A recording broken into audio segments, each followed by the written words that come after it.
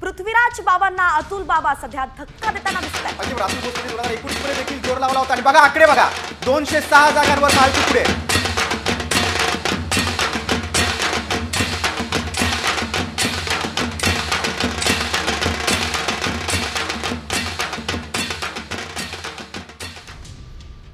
बघा कराड दक्षिण मध्ये पृथ्वीराज चव्हाण पिछाडीवर गेलेले आहेत. ही काँग्रेससाठी धक्कादायक बातमी आहे. पहिल्याच फेरीत तब्बल 1590 मतांनी चव्हाण पिछाडीवर गेलेले आहेत. भाजपचे अतुल भोसले या मतदारसंघात आहेत. कराड दक्षिण बद्दल सांगायचं तर पृथ्वीराज चव्हाण यांच्या पिछाडीवर जाण्याची काही कारणं होती.